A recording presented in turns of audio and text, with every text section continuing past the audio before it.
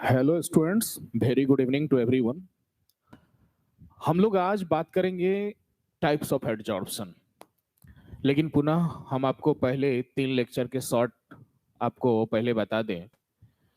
हम एक प्रकार से वही काम करते हैं जो एक सीरियल का काम होता है कि पिछले लेक्चर को पहले बता दें, फिर आज वाले लेक्चर की बात करें और आगे जो लेक्चर आएगा उसका एक शॉर्ट रिव्यू दें।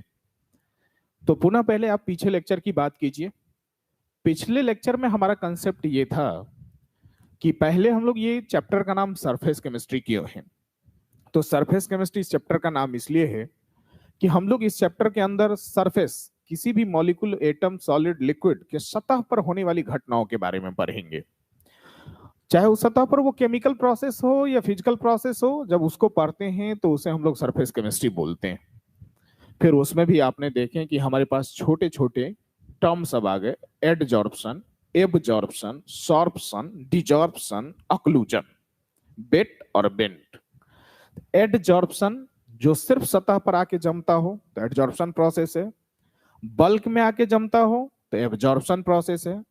और अगर सरफेस और बल्क दोनों पर आके जमता हो तो फिर वो सॉर्प्शन प्रोसेस है। और जो आके जमता है उसे हम लोग बेट बोलते हैं, और जिसमें आके जमता है या जिस पर जमता है तो उसे बेट बोलते हैं। मतलब जो आके जमता है उसे बेट, और जिसमें जमता है तो उसे हम लोग बेंट बोलते हैं। उस हिसाब से हम लोग ये कर लेते हैं कि अगर एडजॉर्प्शन प्रोसेस है तो फिर एडजॉर्बेट एडजॉर्बेंट हुआ, एब्जॉर्प्शन प्रोसेस है तो एब्जॉर्बेट एब्जॉर्बेंट हुआ, अगर सॉर्प्शन प्रोसेस है तो सॉर्बेट और सॉर्बेंट हुआ। लेकिन एक टर्म उसमें आ गया था, ऑक्लूजन। ऑक्लूजन का मीनिंग क्या होता है कि जब कोई गैस वाला चीज मेटल वाली सतह, धातु वाली सतह पर आके जमा होता है तो उसे बोलते हैं ऑक्लूजन। फिर उसके बाद हम लोग एक और टर्म्स पढ़े थे जिसका नाम था डिजॉर्प्शन। डिजॉर्प्शन किसको बोलते हैं? जब बेट को बेंट से अलग करते हैं तो वो अलग करने की प्रक्रिया डिजॉर्प्शन कहलाती है। यानी बेट को हम लोग बेंट से जब अलग करते हैं तो वो अलग करने की प्रक्रिया क्या कहलाती है? डिजॉर्प्शन। क्लियर हो गया भी चीज? हम ये ऊपर जो देखते रहते हैं वहां स्क्रीन लगा हुआ है, इसलिए वो देखते रहते हैं कि सही वीडियो आपके पास पहुंच रहा है या नहीं पहुंच रहा है, जिससे हमको यहां से पता चल जाता है कि वीडियो आपके पास किस प्रकार का जा रहा है, प्रॉब्लम तो नहीं है। चलिए, तो फिर हम आगे बढ़ते हैं। आज ये तो हो गया डिजॉर्प्शन की बेट को जब बेंट से अलग करते हैं तो उस प्रोसेस को डिजॉर्प्शन कहते हैं। ये सारी कहानी हम लोग समझ लिए थे। लेकिन अब हम लोग को जाननी है टाइप्स ऑफ एडजॉर्प्शन। कि एडजॉर्प या क्लासिफिकेशन आप बोलिए, वर्गीकरण, बंटवारा या प्रकार भेद की एडजॉर्प्शन के टाइप। तो आप कहेंगे क्या कि सर हम लोग को एब्जॉर्प्शन, सॉर्प्शन, डिजॉर्प्शन ये सब का नहीं अब जानना है क्या? नहीं, देखिए, आपके इस चैप्टर का नाम सरफेस केमिस्ट्री है और सरफेस पर होने वाली घटना एडजॉर्प्शन है। एब्जॉर्प्शन जो है वो सरफेस की नहीं है, उसमें ए बी लगल है, बी का मतलब बल्क हुआ वहां। ठीक है? तो हमको सिर्फ एडजॉर्प्शन को जानना है क्योंकि हम सरफेस केमिस्ट्री पढ़ रहे हैं और सरफेस पर होने वाली घटना एडजॉर्प्शन सिर्फ है। एब्जॉर्प्शन सिर्फ बल्क में होने वाली घटना सब है। इसलिए हम लोग सिर्फ टाइप्स ऑफ एडजॉर्प्शन को ही जानेंगे कि एडजॉर्प्शन के क्या टाइप है। अब एडजॉर्प्शन के टाइप पर आएंगे तो सबसे पहला टाइप जो होता है वो on the basis of concentration है। कंसंट्रेशन के आधार पर दो टाइप होते हैं, एक को बोलते हैं पॉजिटिव, दूसरे को बोलते हैं निगेटिव। तो उस पर बात होगी। और दूसरा टाइप हम लोग बात करेंगे जो होगा एक फिजिकल एडजॉर्प्शन और एक होंगे केमिकल एडजॉर्प्शन। तो सबसे पहले हम लोग बातचीत कर लेते हैं किस पर? On the basis of concentration, यानी कंसंट्रेशन के आधार पर क्या होते हैं इसके टाइप। तो पहला हम आ जाते हैं, जो पहला हमारा पॉइंट है टाइप्स ऑफ एडजॉर्प्शन में, वो है ऑन द बेसिस ऑफ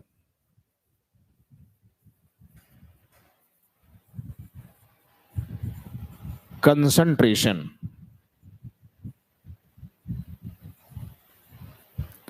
यानी कंसंट्रेशन के आधार पर। और कंसंट्रेशन का मीनिंग हमको नहीं लगता है कि समझाना पड़ेगा। देखिए, सीधी सीधी भाषाओं में समझिए, अगर ऐसे नहीं समझ में आता है तो हम एक कॉमन सिंपल एग्जांपल लेते हैं। शरबत बनाते हो आप, आज शरबत का प्राइमरी मटेरियल क्या है? कि चीनी पानी होना चाहिए। हाँ, थोड़ा अच्छे शरबत आप बनाना चाहते हैं तो फिर नींबू रस दीजिए, बहुत सारी बातें हैं, विनेगर, ये सब यूज कीजिए आप। लेकिन एक जनरल सबसे गरीब वाला जो शरबत कहिए आप उसको दूसरी भाषा में, तो गरीबी की शरबत के लिए दो ही चीज चाहिए, और वो चाहिए चीनी और पानी। पानी है ही, चीनी बस चाहिए। तो चीनी को पानी में डाल दिए, घोल दिए, शरबत बन गई। यानी चीनी आपका हो गया सोल्यूट, पानी हो गया सॉल्वेंट, शरबत हो गए सॉल्यूशन। तो कहता क्या है कि चीनी की मात्रा उस शरबत में कितनी है, उसी को बोलते हैं कंसंट्रेशन। अगर चीनी की मात्रा उस शरबत में कम है तो लो कंसंट्रेशन बोलेंगे, कम है। और अगर उसमें ज्यादा है तो हाई कंसंट्रेशन बोलेंगे। ये डिपेंड करेगा आपके पीने पर, कि आपको कोई शरबत पीने के लिए दिया और स्वाद में मीठा लग गया, ज्यादा लगा, एक एवरेज औसतन वो स्वाद में ज्यादा मीठा लग रहा है आपको टेस्ट की, तो आप कहेंगे कि इसका कंसंट्रेशन हाई है, मतलब चीनी इसमें ज्यादा है। लेकिन अगर बोलेगा, कोई बोलेगा यार फीका हो गया, मतलब चीनी कम पड़ गया है, तो इसका मतलब है कि चीनी कम पड़ गया, मतलब कंसंट्रेशन उसका लो है। समझ में आ रहा है बात? तो कंसंट्रेशन का मीनिंग यहाँ यही होता है। तो कहे सर ये तो चीनी पानी शरबत के केस में आप समझा दिए, यहाँ कौन चीज के लिए आएगा? तो हम यहाँ भी समझा लेंगे। यहाँ भी हमारे दो चीजें हैं, एक बेट और एक बेंट, बस उसी की मात्रा पर ये कंसंट्रेशन की बात हो जाएगी। तो कहता है कि कंसंट्रेशन के आधार पर ये जो एडजॉर्प्शन है वो दो प्रकार के होते हैं। कंसंट्रेशन के आधार पर, कंसंट्रेशन के आधार पर एडजॉर्प्शन दो प्रकार के होते हैं। एक को बोलते हैं हम लोग पॉजिटिव, पॉजिटिव एडजॉर्प्शन, और एक को नाम देते हैं हम लोग निगेटिव, नेगेटिव एडजॉर्प्शन। यानी एक का नाम है पॉजिटिव एडजॉर्प्शन और एक के नाम क्या है, नेगेटिव एडजॉर्प्शन। क्लियर हो गई चीज? तो अब हमको डिफिनीशन जो देने पड़ेंगे वो किसका डिफिनीशन देना पड़ेगा? पहले डिफिनीशन देने पड़ेंगे पॉजिटिव के, ठीक है? तो हम लोग बात कर लेते हैं पहले किसका, पॉजिटिव का, ठीक है? आप बाद में वीडियो को रोक के लिख लेना, पहले बार में समझते चलना है सिर्फ। तो हम लोग बात करेंगे अब पॉजिटिव एडजॉर्प्शन का। तो हेडिंग हमारा हो जाएगा किसका, पॉजिटिव एडजॉर्प्शन।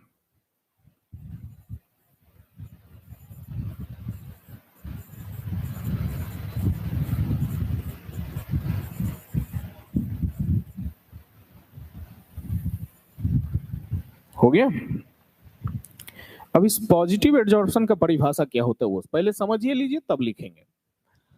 अगर ये बॉल है या कोई एटम है या चारकोल है, कल भी एग्जांपल सब लेके समझाए थे, मॉलिक्यूल सब लेके, सिलिका सब लेके। तो मान लीजिए ये सिलिका जेल है। एक सिंपल एग्जांपल समझाए थे बाल में डाई लगाने वाली बात, तो उससे भी समझ रहे थे आप कि डाई जो होता है वो सिर्फ बाल के ऊपरी सतह पर लगता है, तो एक सरफेस फेनोमेनन है। तो मान लीजिए ये सिलिका है, इस सिलिका पर पानी आके जमा होता है, एक्यूमुलेट होता है ये, तो ये जमा होता है, तो ई हमारा हो गया क्या, एडजॉर्बेट, वेट हो गया। ई हमारा क्या हो गया, एडजॉर्बेंट। जो आके जमा होता है बेट, जिस पे जमा होता है एडजॉर्बेंट। तो कहता क्या है कि यहां पर कंसेप्ट ये है पॉजिटिव और नेगेटिव का, कहता है कि बहुत सारी ऐसी चीजें हैं जहां पर सॉर्प्शन प्रोसेस हो जाता है, और रियलिटी में कि H2O की मात्रा यहां भी होगी, हो सकता है कि अंदर भी चला जाए, मतलब सॉर्प्शन प्रोसेस हो जाए। तो अगर H2O मतलब एडजॉर्बेट की मात्रा सरफेस पर बल्क की तुलना में ज्यादा होगा तो उसको बोलेंगे पॉजिटिव। लेकिन कम होगा तो उसको बोलेंगे निगेटिव। यानी पानी अगर सतह पर ज्यादा है तो उसको बोलेंगे पॉजिटिव एडजॉर्प्शन, लेकिन अगर सतह पर कम और बल्के में ज्यादा है तो उसको बोलेंगे निगेटिव एडजॉर्प्शन। तो हम लोग इसके परिभाषा कैसे लिखेंगे? तो हम लोग परिभाषा ये लिखते हैं कि दैट एडजॉर्प्शन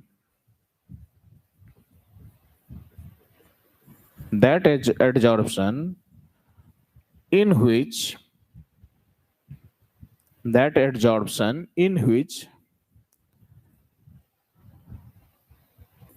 कंसंट्रेशन यहां समझ में आ गया, मात्रा की एक तरह से बात हो जाती है। That adsorption in which concentration of adsorbate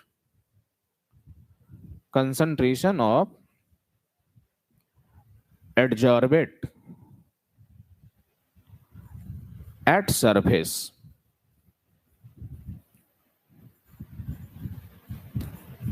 is greater than bulk,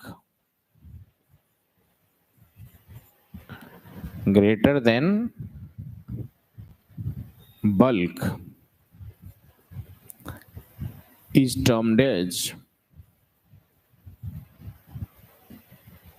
positive adsorption.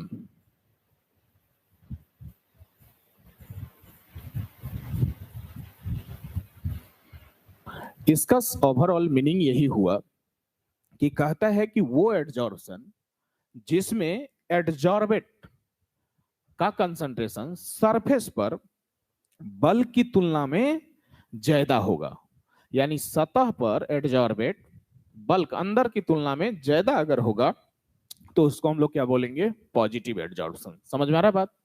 अब दूसरा हमारा क्या होगा, निगेटिव। तो हम सेम सब कुछ ऐसा ही करेंगे, ठीक है। ये पॉजिटिव का है, आप बाद में लिख लेना वीडियो रोक के। लेकिन सेम हम जब पॉजिटिव को हटा के अब करेंगे किसका परिभाषा, निगेटिव का, तो कुछ नहीं करेंगे, सेम यही परिभाषा लिखते जाएंगे। आई ग्रेटर के जगह पर हटा के लोअर कर देंगे, अगर कम उल्टा हो जाए, यानी सतह पर वेट ज्यादा है बल्क में कम तो पॉजिटिव, लेकिन अगर सतह पर ही कम है अब बल्के में ज्यादा है तो हो जाएगा निगेटिव। समझ में आ रहा है बात? तो हम लोग दूसरा जो इसका अगला पॉइंट है वो अगला क्या है, पॉजिटिव के बाद निगेटिव। तो हम लोग अब निगेटिव का परिभाषा दे देते हैं।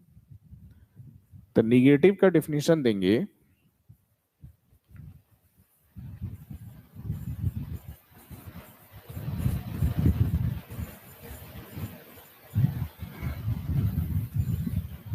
तो इसका डेफिनेशन निगेटिव में क्या देंगे, लिखेंगे that adsorption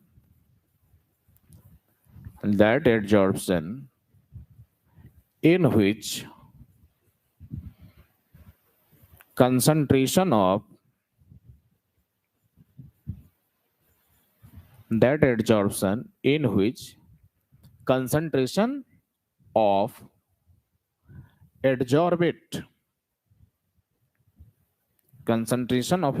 adsorbate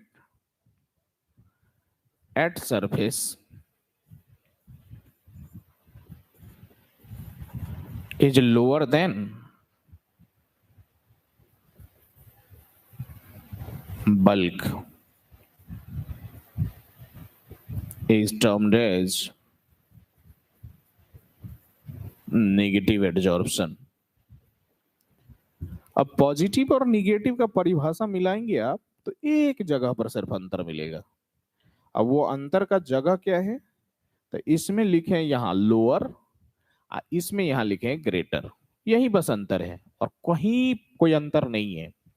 सीधा लिखें, सीधा एकदम सिंपल भाषा में एकदम क्लियर हुई है कि कोई भी अगर सतह क्या है, मतलब कोई बॉल है, मॉलिक्यूल है, कोई भी है, सॉलिड लिक्विड कुछ भी, तो उसके ऊपरी सतह जो हुआ तो हुआ सरफेस, अंदर जो जगह है वो है बल्क। कोई आके उस पर जमा, मान लीजिए पानी जमा, तो अगर सतह पर ज्यादा पानी है अंदर में कम है तो वो हुआ पॉजिटिव। लेकिन अगर उल्टा, उल्टा समझ में आया कि बल्के में ज्यादा है और सतह पर कम है तो वो हो जाएगा क्या, निगेटिव। अब समझ में आई बात? तो ये तो सिंपल एक थे पॉजिटिव और निगेटिव एडजॉर्प्शन, ये पहले कंसंट्रेशन के आधार पर। अब दूसरा जो है वो एडजॉर्बेट और एडजॉर्बेंट के बीच जो फोर्स है, उस लगने वाले फोर्स के आधार पर ये दो प्रकार के होते हैं, एडजॉर्बेट और एडजॉर्बेंट। तो वो एक का नाम है फिजिकल एडजॉर्प्शन और एक का नाम है केमिकल एडजॉर्प्शन। तो ये पॉजिटिव और निगेटिव का कंसेप्ट था। हम लोग दूसरा टाइप पर आते हैं और दूसरे टाइप का नाम होगा फिजिकल और केमिकल एडजॉर्प्शन। समझ में आ रही बात? तो हम दूसरे क्लासिफिकेशन पर आते हैं। दूसरे का हेडिंग हम दे रहे हैं वो है on the basis of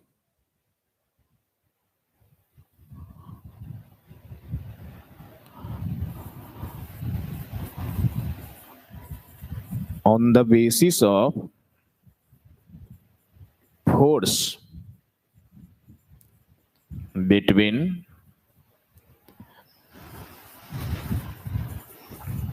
adsorbate and adsorbent।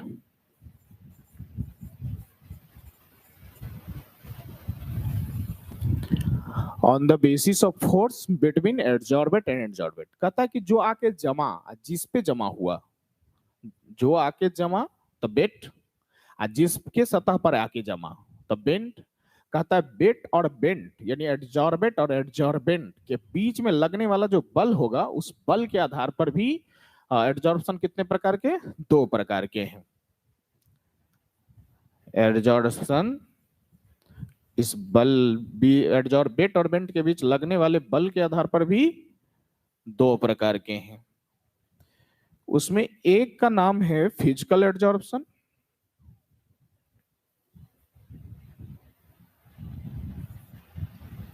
Physical adsorption, और दूसरे का नाम है केमिकल एड्जॉर्प्शन। क्लियर हो लीजिए।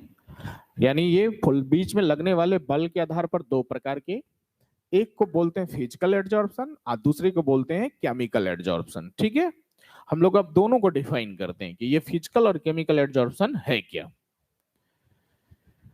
तो पहला हमको क्लासिफिकेशन देनी है, डेफिनेशन, और ये देना है डिटेल, वो देनी है कि इसकी फिजिकल एड्जॉर्प्शन का। फिजिकल एड्जॉर्प्शन, इस फिजिकल एड्जॉर्प्शन को एक शॉर्ट में लिखा रहता है फिजिसॉर्प्शन। फिजिसॉर्प्शन।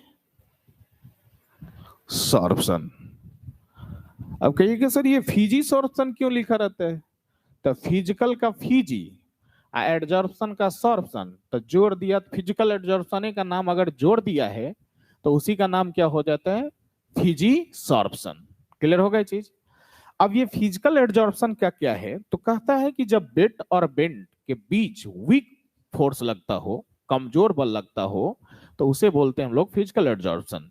इसको देने वाले वैज्ञानिक जो थे वो भांडरवाल साहब, तो हम लोग इसमें लिख भी देते हैं समझाने वाले वैज्ञानिक का नाम गिवन बाय भांडर वाल। समझ में आ रहा है बात? देने वाले वैज्ञानिक के नाम भांडरवाल। तो इसका डेफिनेशन जो लिखते हैं, तो लिखते हैं that adsorption in which weak that adsorption in which weak force between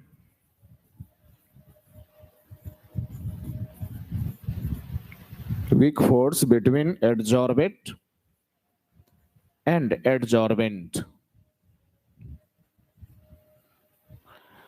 that adsorption in which, यानी वह एड्जॉर्प्शन जिसमें वीक मतलब कमजोर बल जिसको आप बोलते हैं, तो that adsorption in which weak force between adsorbate and adsorbent is termed as physisorption. शॉर्टे नाम दे देते हैं, फेमस उसी नाम से है भी, फिजिकल एड्जॉर्प्शन का छोटा नाम फिजी। तो इसमें बस एगो ध्यान में रखना क्या है कि बेट और बेंट जो आके जम रहा है और जिस पे जम रहा है उसके बीच में ये लगने वाले जो बल होंगे वो कमजोर बल होंगे। समझ में आ रहा है बात? इसलिए लिखे हैं कि दैट एड्जॉर्प्शन वह एब्जॉर्प्शन जिसमें वीक फोर्स मतलब कमजोर बल हो, किसके बीच? एड्जॉर्बेट और एड्जॉर्बेंट के बीच, तो उसे हम लोग क्या बोलेंगे? Physical adsorption. अब बात कर लेते हैं सेम स्टाइल में किसका? Chemical adsorption.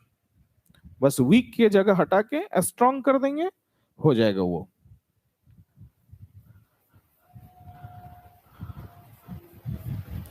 नाम है केमिकल एड्जॉर्प्शन, जिसको शॉर्ट में हम लोग केमिसॉर्प्शन भी कह सकते हैं।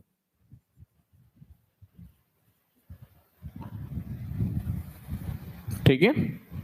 अब ये केमिसॉर्प्शन को देने वाले वैज्ञानिक थे लैंगमुअर साहब, समझाने वाले। तो लिखते हैं गिवन बाय लैंगमुअर। वैज्ञानिक के नाम क्या थे?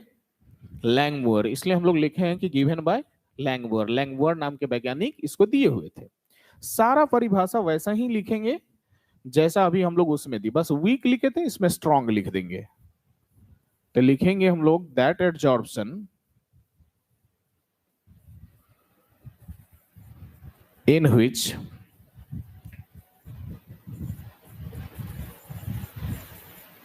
that adsorption in which strong force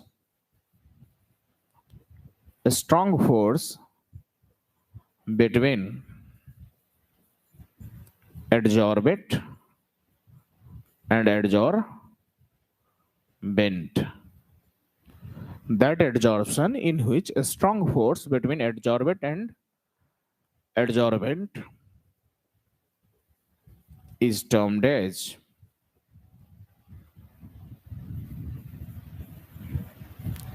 chemisorption.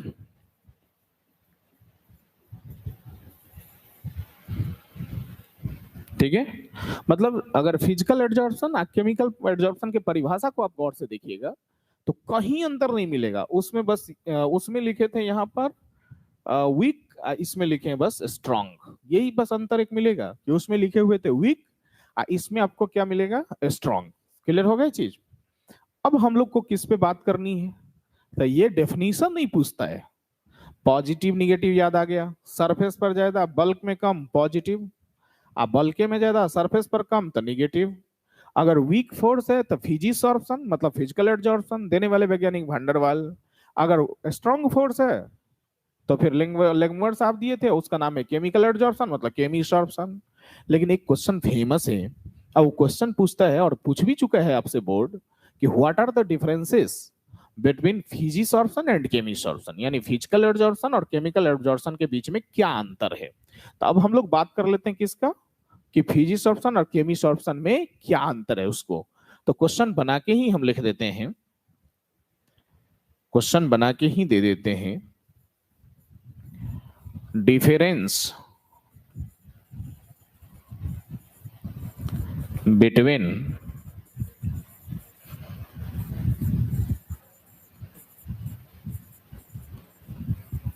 फिजिसॉर्प्शन, difference between physisorption and chemisorption.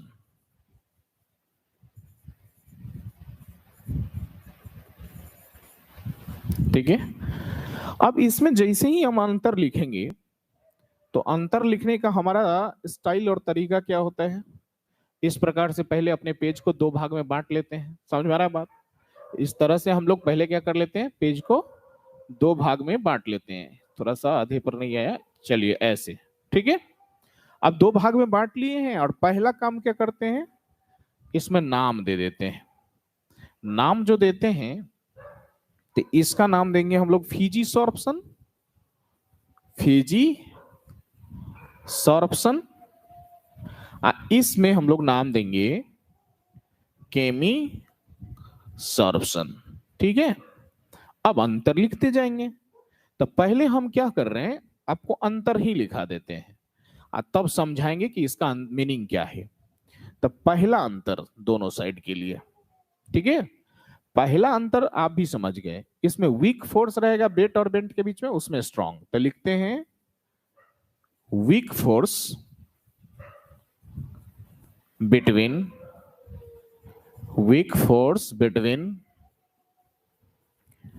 Adsorbate and adsorbent, यानी वीक फोर्स रहता है एडजॉर्बेट और एडजॉर्बेंट के बीच। लेकिन इसमें क्या लिखेंगे, स्ट्रॉन्ग अट्रैक्शन फोर्स रहता है, strong force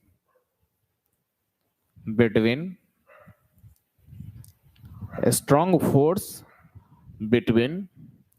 adsorbate and adsorbent.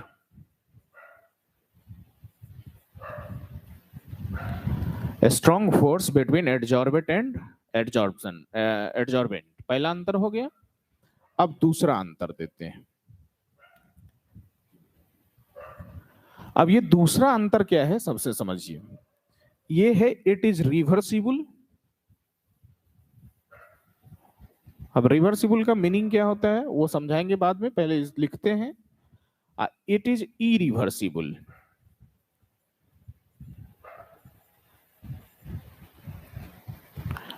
तीसरा अंतर क्या होता है,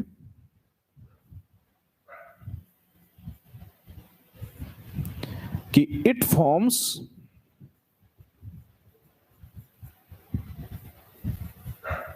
मल्टी मॉलिक्यूलर लेयर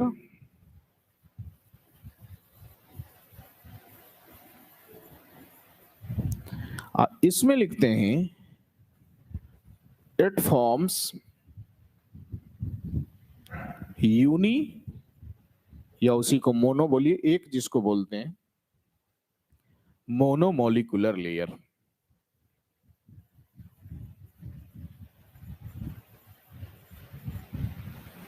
ठीक है, अभी 3 अंतर लिखे हैं, एक एक करके समझाएंगे भी, पहले लिखने दीजिए अंतर ही। ठीक है, क्लियर हुए, पूरा आ गया इस पे।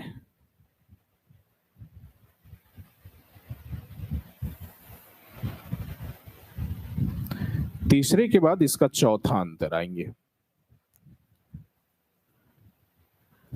Enthalpy of adsorption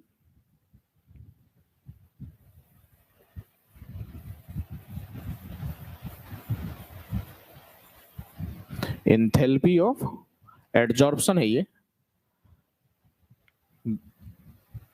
enthalpy of adsorption is 20 to 40 kilo joule per mole. लेकिन इसके जो इंथैल्पी ऑफ एडजॉर्प्शन होते हैं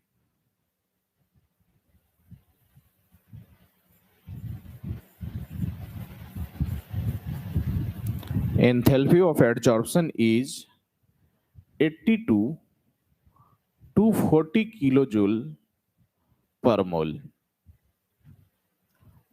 हो गया चौथे अंतर।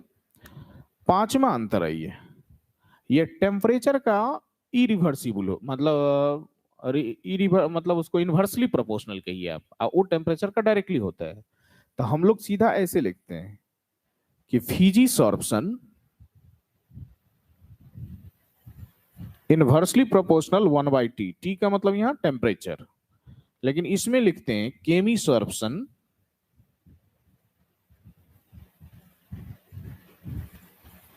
डायरेक्टली प्रोपोर्शनल टी, टी बोले तो यहां टेम्परेचर की बात हो रही है। ठीक है, एक और अंतर आइए 5 के बाद 6,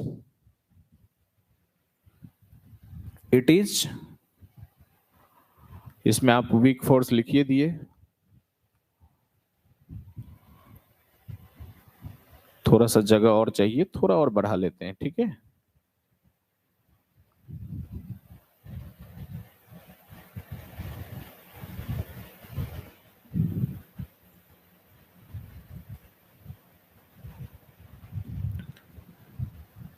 it is termed as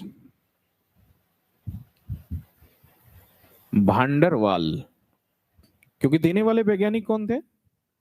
भांडरवाल। It is termed as van der Waals adsorption, यानी इसको भांडरवाल एडजॉर्प्शन कहते हैं। इसको हम लोग नाम देते हैं, इट इज टर्म्ड एज, जो वैज्ञानिक दिए थे, termed as, it is termed as Langmuir adsorption.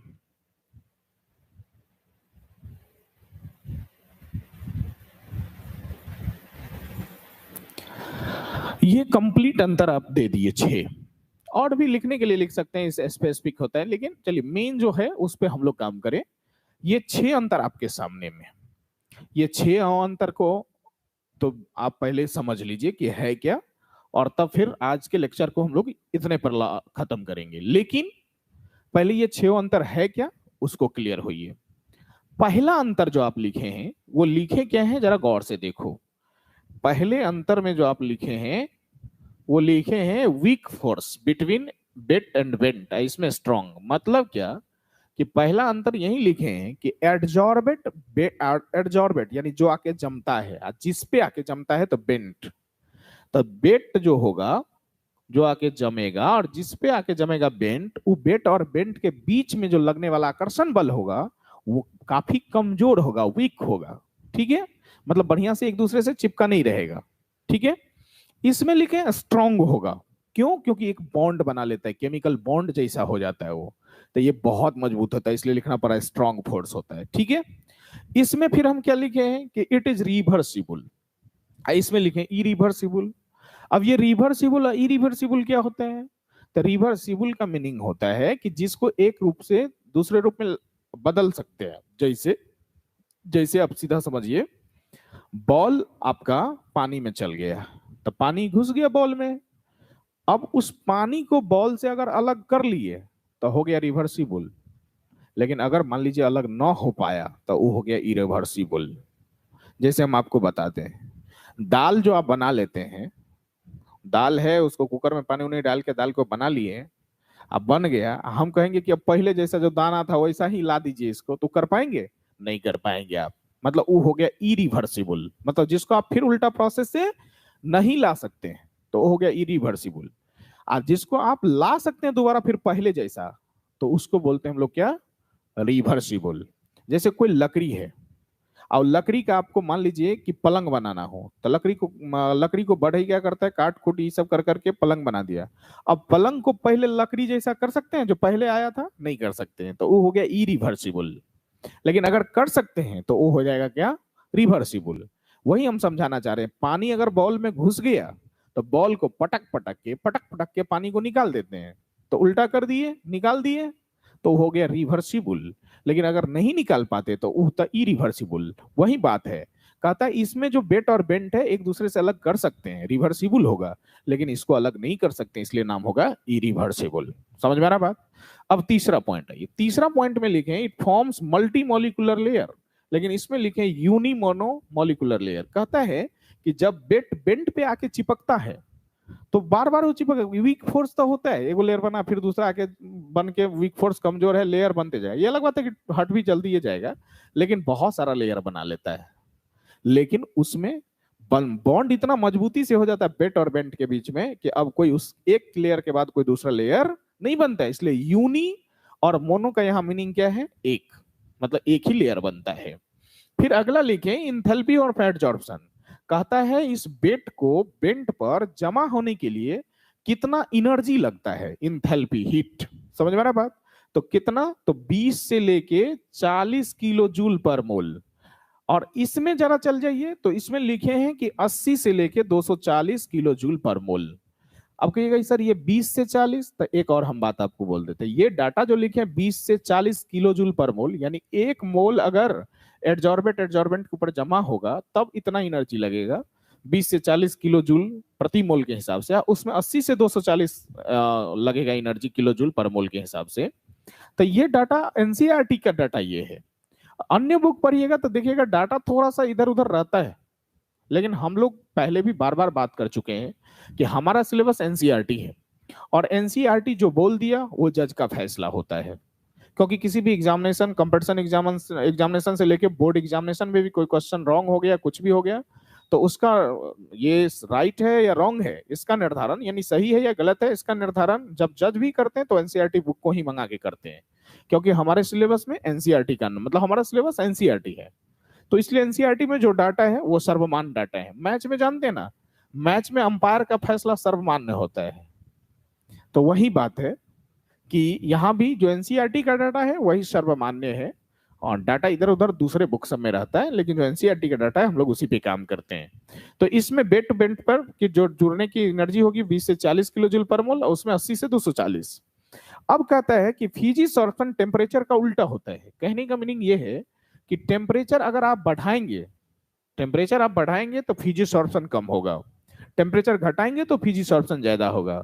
लेकिन केमिकल एब्जॉर्प्शन में क्या होगा कि टेम्परेचर जितना बढ़ाएंगे तो केमिकल एब्जॉर्प्शन उतना ज्यादा होगा, टेम्परेचर जितना घटाएंगे केमिकल एब्जॉर्प्शन उतना ही कम होगा। क्लियर हो गए? फिर लास्ट वाला लिखे हैं कि इसको हम लोग भांडर वाल एब्जॉर्प्शन के नाम से भी जानते हैं। स्वाभाविक है, क्यों नहीं जानेंगे, क्योंकि ये वीक फोर्स को समझाने वाले वैज्ञानिक कौन थे? भांडर वाल। इसलिए हम लोग इसको फिजी सॉर्प्शन को फिजिकल एब्जॉर्प्शन भी कहते हैं। और चूंकि स्ट्रॉन्ग फोर्स को समझाने वाले वैज्ञानिक कौन थे? लैंगमोर साहब, इसलिए हम उसे लैंगमोर एब्जॉर्प्शन के नाम से भी जानते हैं। तो ये प्रमुख 6 अंतर मैंने जो मेन अंतर थे वो दे दिए हैं। एग्जामिनेशन में 2 नंबर वाले क्वेश्चन में एक बार पूछा हुआ है, पूछेगा तो 2 नंबर के हिसाब से बहुत अंतर हुआ, 4 भी अंतर लिख देंगे तो चल जाएगा, लेकिन चलिए 6 अंतर है, कहीं आपको दिक्कत नहीं होगा। लेकिन मैंने पहले ही बोले कि पढ़ाने के लिए हम पूरा पढ़ा रहे हैं, लेकिन लास्ट जब चैप्टर हो जाएगा तो हम स्टार लगवा देंगे कौन आपको एग्जाम के लिए करना है। समझ में आ रही बात? तो हम लोग आज के क्लास में क्या पढ़े हैं कि टाइप्स ऑफ एब्जॉर्प्शन, उसमें पॉजिटिव निगेटिव मतलब अगर सरफेस पर ज्यादा है बल्क में कम तो पॉजिटिव, और उल्टा हो गया तो निगेटिव। और दूसरा पर है फोर्स के आधार पर, तो एक हुआ वंडरवाल, एक हुआ लैंगवर, मतलब एक फिजिकल एडजॉर्प्शन, केमिकल एडजॉर्प्शन, उसी को जोड़ दीजिए तो फिजिसॉर्प्शन, केमिसॉर्प्शन। अगर वीक फोर्स है दोनों के बीच में तो फिजिकल एडजॉर्प्शन, स्ट्रॉन्ग फोर्स है बेट और बेंट के बीच में तो लैंगमोर या केमिकल एडजॉर्प्शन। और ये डाटा आप याद रखेंगे। ये आज की क्लास की बात है, पीछे की क्लास का मैंने रिव्यू दे दिया। लेकिन अब कहिए सर आगे की क्लास की बात, तो आगे की क्लास की हमारी जो बात होगी वो बात होगी ये कि एडजॉर्प्शन क्यों होता है, कारण बताइए, जिसको मैकेनिज्म या कॉज बोलेंगे या रीजन बोलेंगे। फिर दूसरा हमको ये भी जानना है कि एक्सटेंट ऑफ एडजॉर्प्शन किसे कहते हैं, यानी एडजॉर्प्शन का हद जिसको कहिए आप, कहां पर ज्यादा होगा कहां पर कम होगा। तो वो थोड़ा कुछ कुछ बेसिक बात है जो ऑलरेडी होगा। अब जैसे पानी हम बोलेंगे कि किस बॉल में ज्यादा घुसेगा, तो बड़का बॉल होगा उसमें ज्यादा घुसेगा, छोटका बॉल होगा तो कम घुसेगा। मतलब सरफेस एरिया जिसका ज्यादा उसमें ज्यादा पानी घुसेगा, जिसमें सरफेस कम एरिया सरफेस एरिया तो उसमें कम घुसेगा। तो वो एक्सटेंट ऑफ एडजॉर्प्शन को जानेंगे, एडजॉर्प्शन क्यों होता है उसको जानेंगे, और फिर एडजॉर्प्शन आइसोथर्म है जिसमें फ्रेंडलिच और लैंगमोर एडजॉर्प्शन आइसोथर्म है उसको जानेंगे। तो अगला लेक्चर ये पूरा नहीं होगा, अगले लेक्चर हम लोग सिर्फ बात करेंगे कि एडजॉर्प्शन क्यों होता है, कारण क्या है, और फिर एक्सटेंट ऑफ एडजॉर्प्शन क्या होता है उसको। ये दो टॉपिक को एक क्लास में कवर करेंगे, और एक क्लास में फिर हम लोग फ्रेंडलीच और लैंगमोर साहब के आइसोथर्म प्रोसेस को जानेंगे। तो ये लगभग अभी ये चौथा लेक्चर आज का था। हम लोग अभी 2-3 लेक्चर और लगाएंगे तब एडजॉर्प्शन सिर्फ खत्म होगा। फिर उसके बाद 1-2 क्लास लगेंगे कैटालिसिस प्रोसेस में। फिर उसके बाद कोलाइडल एक लंबा पार्ट है जो 8-10 क्लास की है, उस पर बात करेंगे। ओवरऑल लेक्चर की संख्या 30 के इर्द गिर्द हमारे हिसाब से जानी चाहिए, 30 के आसपास। तो 30 के आसपास हम लोग पूरा लेक्चर करेंगे, तब आपका ये एडजॉर्प्शन प्रोसेस मतलब सरफेस केमिस्ट्री क्लियर होगा। तो मिलते हैं हम लोग नेक्स्ट लेक्चर 5 में। ये लेक्चर 4 था। तब तक के लिए आप सबों को बहुत बहुत धन्यवाद। लेक्चर 5 में जो हम लोग मिलेंगे तो वो मिलेंगे कॉज ऑफ एडजॉर्प्शन या मैकेनिज्म ऑफ एडजॉर्प्शन, और फिर साथ ही हम लोग एक्सटेंट ऑफ एडजॉर्प्शन को पढ़ेंगे। Thank you.